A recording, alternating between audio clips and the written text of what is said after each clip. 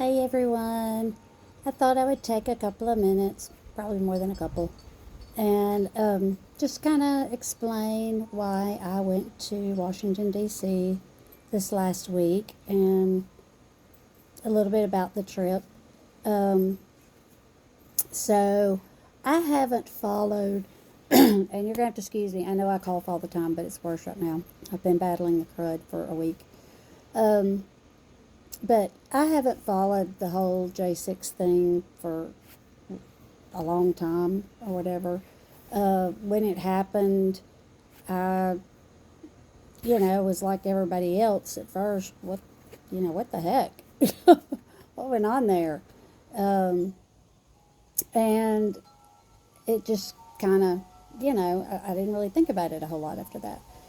Um, Let me say, too, before anyone assumes something that's not true, I have not drank the Trump Kool-Aid, okay?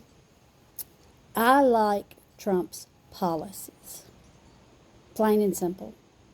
Our country was in a lot better shape. Um, our finances, um, our freedoms, all that were in a lot better shape than when he was in office. Personality wise, I don't watch a lot of his speeches and stuff. He annoys the crap out of me. Sorry, but he just does. Um, but I liked his policies, and I think it's really important for um, the leader of our country not to be able to be bought by one party or the other. And he doesn't need their money. So they can't buy him. And that's why they hate him. That's why the Republicans hate him and the Democrats hate him. Because they can't buy him.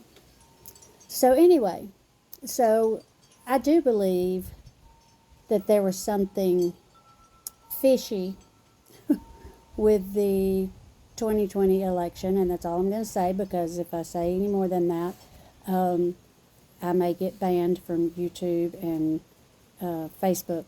So I'll just say there was something fishy.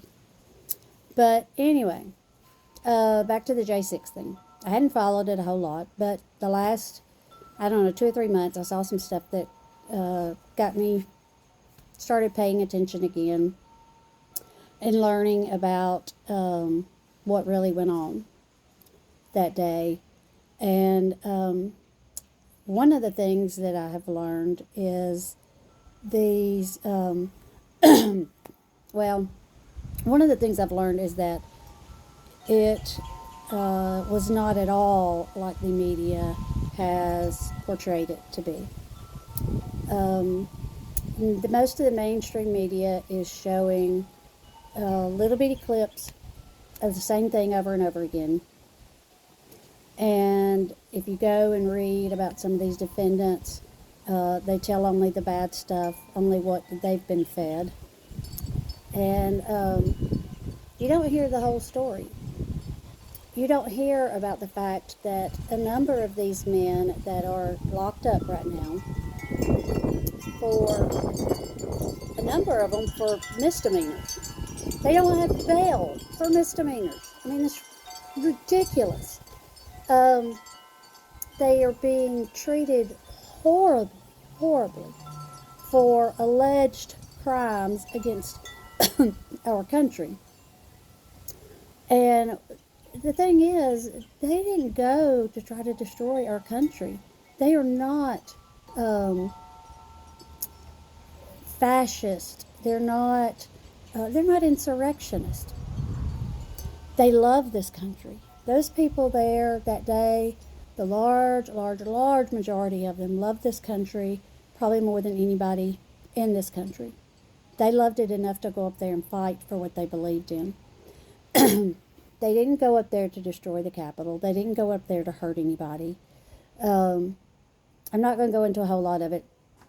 I will share, I've shared on previous videos some films that you can watch, and I'll do that again. Well, I'll probably forget. So, if you want to learn a little more about what's going on, what went on J6, go to you, go to j6truth.org. So the letter J, the number 6, truth.org. And you will find some films there. One, The Truth About Jan 6, Capitol Hill, no, Capital Punishment, and Bloody Hill. So Bloody Hill, Capital Punishment, two different ones. So there's 3 different films in particular that are really, really good, that show a lot of footage that you haven't seen on the media. And one of the guys was talking last night, one of the men that's in the D.C. Gulag, his name is Jonathan Mellis. He's actually from Nashville, Tennessee. Funny guy. He has been kind of the DJ as the guys call out to the vigil each night. He became DJ Jerome with his best Wolfman Jack impersonation, and gives these great introductions that are just a hoot. And all this in spite of what they're going through, what's happening to them. And so he was sharing last night about some footage that hasn't been really released to the public. Of course, the mainstream media is not going to release it because they don't want you to see it. But one of these officers that's saying that these people injured him and hurt him and all this stuff, in the video, it's showing the people right around him are protecting him. They are saying, and you can hear this guy in particular saying, "Don't hurt him. Don't hurt him. If you hurt him, we're no better than the rest of these people. They're no better than the others, the other side." And they said there's some body cam footage from this officer that, again, hasn't been released to the public, that shows one of these guys basically hugging him and saying, "I'm going to take care of you. You're not going to get hurt. We're going to get you back to your guys. We're going to take care of you." And then, so they get him back into this tunnel to his other men. And at that point, he decides to like pass out and play dead or whatever. And they said you can see on somebody else's footage where they're dragging him back through the hall and his eyes open 2 or 3 times. And he's adjusting his body camera. So, again, something a little fishy there. One of the officers, Officer Gunnell, I think, who supposedly was injured by one of the J6ers, and, excuse me, he testified before the J6 show trial committee, whatever you want to call them. And it was very dramatic and all. Well, he was testifying in one of the guys' trial, and the defense attorney, who happened to be a public defender from D.C., but actually knew how to do her job and was doing it fairly and impartially, she broke the video down where this J6er supposedly grabbed his shield and injured the guy's shoulder and stuff. Well, in the video where it's actually broken down and in slow motion, this J6er never touched his shield. Never touched it. And so she called this guy out, proved him to be an outright liar. But has anybody heard about that? Has the media come back and told you that? No. So these are some things that I've been learning. These prisoners that are being held in the D.C. jail, I call it the D.C. Gulag, some call it D.C. Gitmo. This group in particular has been treated so horribly up there. I have found out that most of the guards, or a whole lot of them, are from Africa. And they bring them in and give them their green cards and give them a job. So if they don't do what they're told, They can be shipped back to Africa, plain and simple. And they've also indoctrinated these people to believe that these J6ers are, evil incarnate. So that's a serious problem in the jail. The condition of the physical building of the jail is horrible. It should have been closed down some time ago. The part that the J6ers are in was closed down at one point. They reopened it 1 month before January 6th. And that's where they chose to put the J6ers. Fortunately, they do have them all in one pod together so they can support each other and look after each other. So that's actually one good thing. But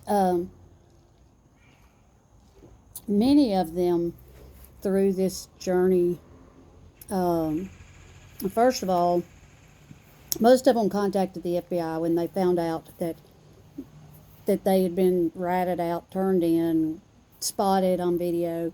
They contacted the FBI themselves, and I've heard a number of them say that the FBI said, "Oh, it's just a couple of misdemeanors, no big deal, not a problem." So they go back home and wait to see what happens. And in the middle of the night, 20 or 30 FBI members in full tactical gear, armored vehicles. I've seen pictures of them. I've seen video of it. Armored vehicles, people showing up at their houses in the middle of the night, their kids waking up and walking outside with a red laser dot on their chest from an FBI person's gun, and arresting these men and some women, hauling them off. Their families don't know where they are. Many of them, they started out in a jail close to where they lived, and then they were transferred multiple times before they ended up in D.C., or some of them in Virginia, other places. And in most of those places, they were in solitary confinement. They still they use the solitary confinement, the hole, as they call it, as punishment a lot. And really all of them are in cells by themselves anyway, even within this pod. They keep them in their cells for 22 to 23 hours a day. If they're in the hole, a lot of them, they'll only get out for maybe 30 minutes a day, maybe. They might get a shower after a few days.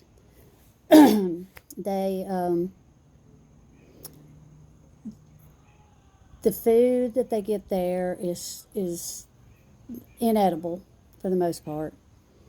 They find worms and bugs and things in it.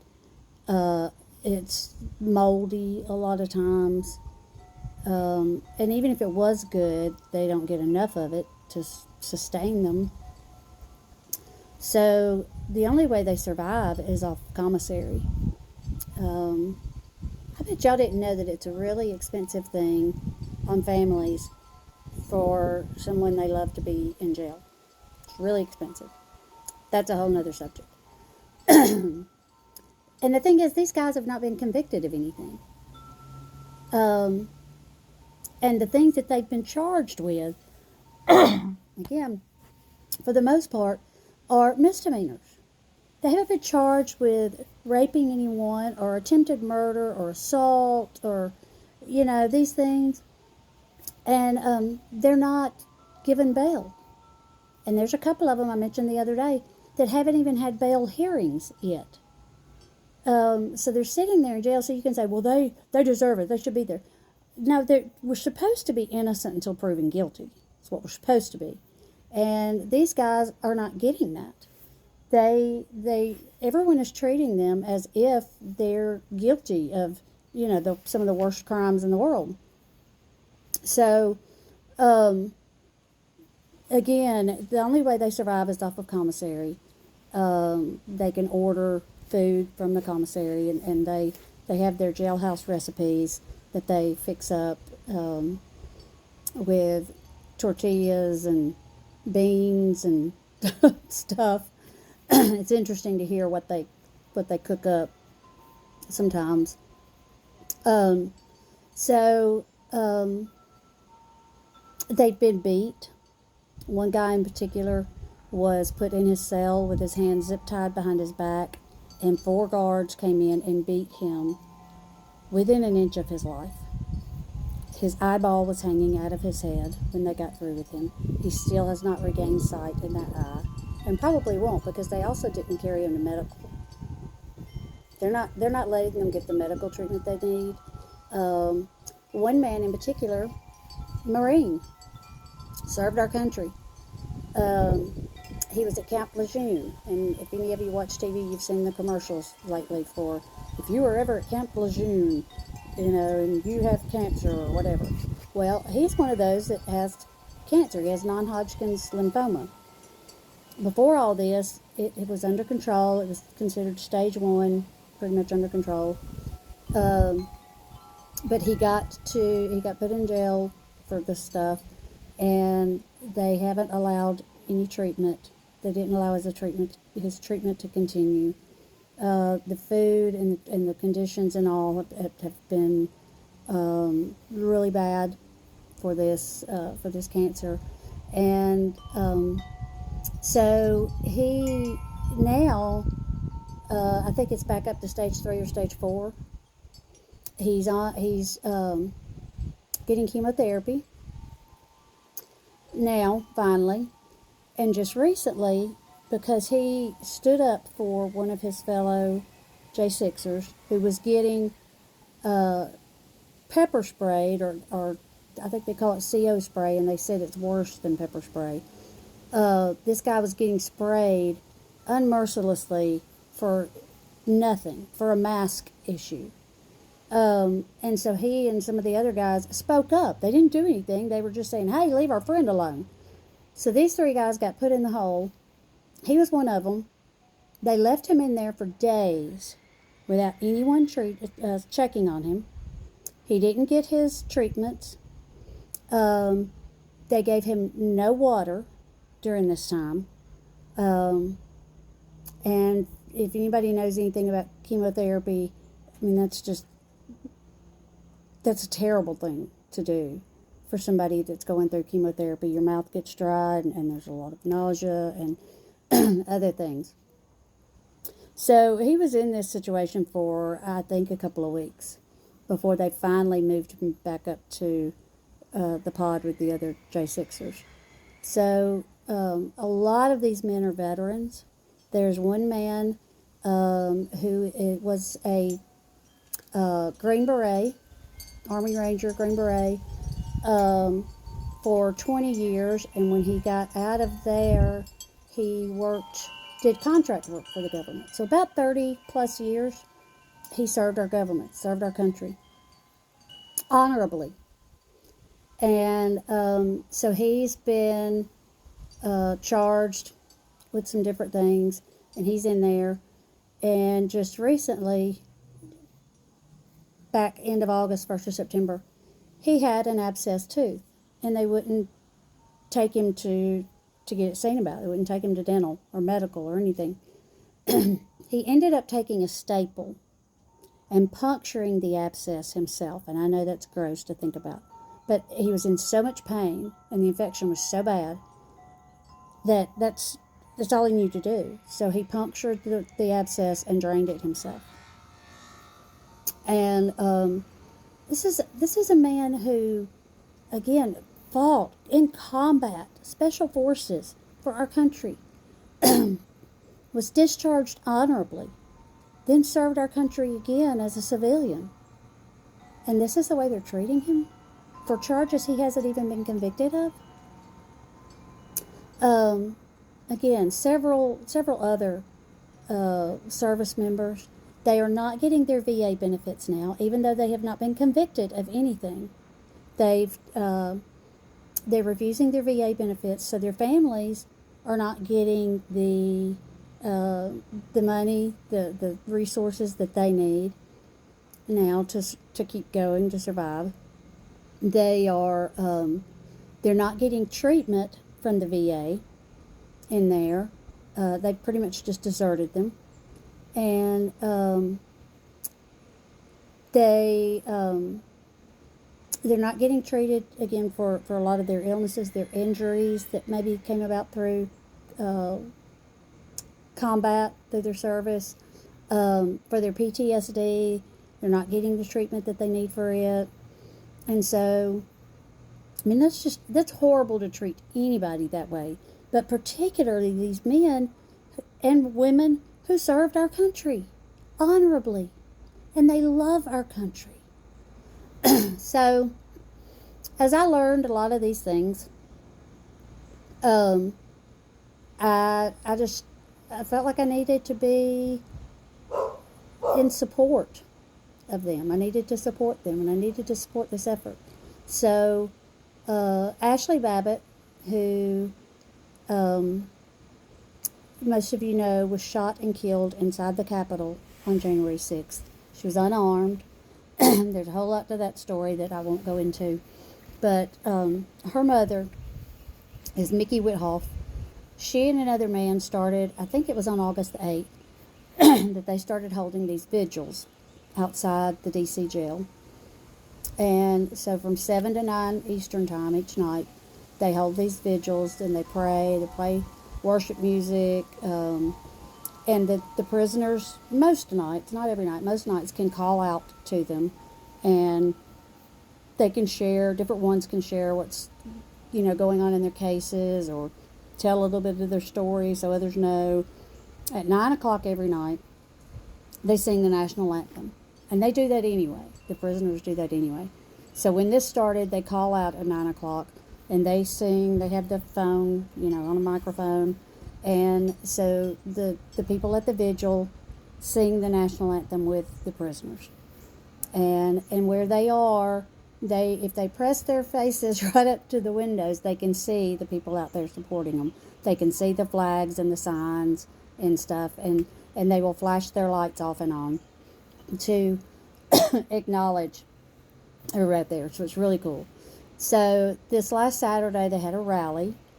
It was in support of these J6 prisoners, and so I wanted to be a part of that. So I flew up on Friday night, got to go to the rally Saturday, and then I got to be at the vigil Saturday night, Monday night, and Tuesday night. Sunday, I ran a little late after being at the Holocaust Museum till 5 o'clock, and anyway, and was battling this crud and wasn't feeling very well. I didn't have much of a voice left at that point, so I didn't go that night.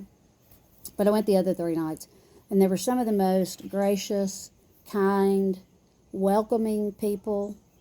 They, Mickey walked up to me and hugged me immediately and welcomed me, introduced herself, was so grateful. The ones, when I'd say I came from Alabama, they were like, wow, you came just for this, and the thing is, I wasn't the one from the furthest away. I don't think I quite said that right, but you know what I mean. There were people there from California. There was a girl there from Florida who was actually supposed to leave on Saturday, but her flight got canceled because of the hurricane. They were trying to get everybody out. They weren't letting anybody in. And so I think as of last night, she was still there. So her home, is down there getting blown away, and she's in D.C. and still supporting, doing what she can for these prisoners, which is really cool. Everybody there was just a big family. And, I would rather do something like this for a vacation than just go lay on the beach or whatever. And I like those things too. I like going hiking, that kind of stuff. But I love feeling like being a part of a good cause, being part of a group of people that I respect and that I can bond with over a common cause. And so it was really neat to be able to do that. I got to hear some of the prisoners' phone calls, there in person. I've been following all of this on YouTube live streams. There are a number of live streamers that are there every night, so I get to follow it. And so I got to meet a lot of people that I'd only seen on the live streams. Some people that that are also watching on their live streams, and we in the live chats we talk, and so I got to meet a couple of those people. So it was really cool. It was really cool, but I just want our country to wake up. Um, Things are not good, folks. If they can do it to these people, they can do it to us. If they can do it to a Catholic pro-lifer, show up and raid his house in the middle of the night with 20 FBI agents, a man with no criminal history, no background of any kind of criminal behavior, no violence, nothing. And they show up with 20 FBI agents and scare his whole family to death to arrest him. And that's exactly what they did to the J6ers. They would show up at their houses in the middle of the night with an army of people. It's just, these huge intimidation tactics. And if you think they won't come for us next, they will. I went to the Holocaust Museum on Sunday, and I know a lot of the history and stuff already. And I've been saying it's really scary how much things resemble what they do now. And I was just reminded, going around reading some of the quotes, some of the things that happened. I just sat there and said, how can people not understand? How do they not get this? And I know Hillary and AOC and all these crazy people want to call Trump Hitler, and they want to call us fascist and all this stuff. But if you really look back at history and see what was done and see what the leftist, I won't say just the Democrats, there's some good Democrats out there in the world. Absolutely. I know some of them personally. But these far left people, what they're doing in our country, it is so similar to how things started in the 30s. Censoring people. If you don't like what they say, you could just cut them off. Suspend their YouTube account or their Facebook account or whatever. If you don't like the former president, you just take him off of Twitter. Busting up in people's homes in the middle of the night with an army of people to arrest them. It's just, it baffles me how we can't see this. And what I really think, honestly, I've had this thought about some people in my world whose names I won't say, who just refuse to see this stuff. And I think part of it is if they see it, if you acknowledge it, if you see it, you acknowledge it, that it's real, then you have a level of responsibility to do something about it. But if you just don't ever, in your mind, you just keep telling yourself it's not that bad, then, you absolve yourself of some of the responsibility. But God knows. God knows our hearts. And He knows what's going on in our heads.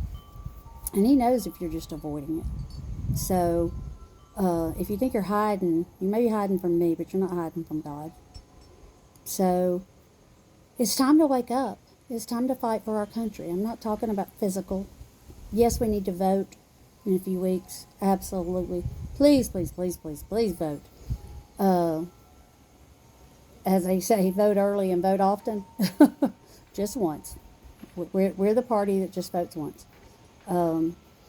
And see if we can get things going in the right direction.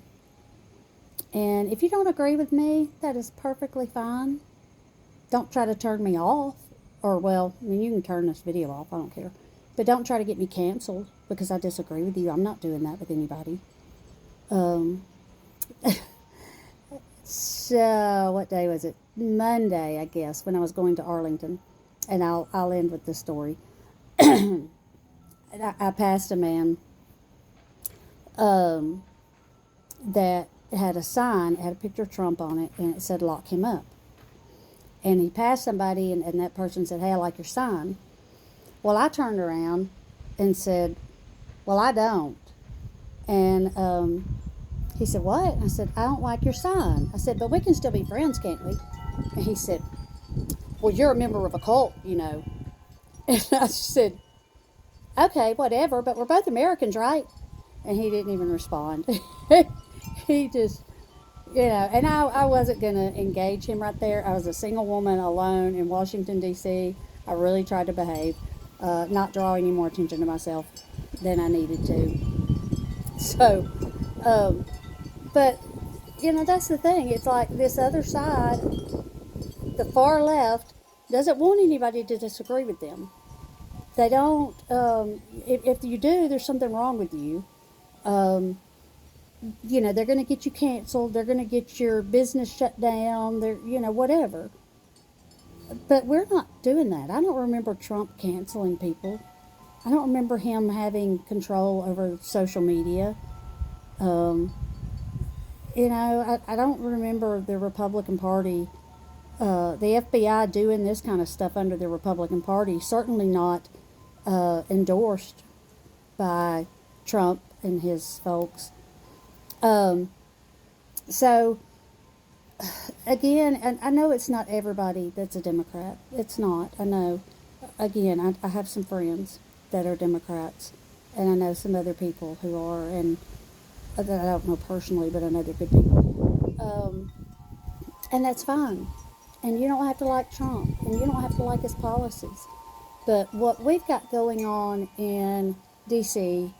and at Northern Neck facility, correctional facility in Virginia, and some other places that are holding these J6ers, is an absolute humanitarian crisis. They want to call this deal at the border and all this stuff a humanitarian crisis. Those people are choosing to come over here and put themselves in harm's way. Yes, these people chose to go to the Capitol that day, but they didn't choose to have their rights revoked and trampled on and to be treated like somebody in a third world country, in a communist country. And so, again, it literally, it's a humanitarian crisis, and nobody sees it. Nobody wants to, Newsmax has done a few little pieces on it. They've had some of the prisoners, about with phone interviews and stuff, but none of the other media has. Fox won't touch it. And the liberal media, the mainstream media, certainly isn't going to touch it. They don't want people to know what's going on. So, if I can do anything to get the word out to help, so that, again, it doesn't happen to somebody else. You don't know when they could come to your door. We have at least 2 Morgan Countyans in jail for J6. So if you think they won't come here, you're wrong. They will. So please think about it. Do some research. If you're not sure where to look for stuff, message me. Give me a shout out. I will be glad to send you the resources to find videos and information on these men. And again, women. Most of them are men, but a few women too. So that you can draw your own conclusions. So, anyway, if you've made it this long, God bless you. I knew this would be long. I didn't know it would be this long.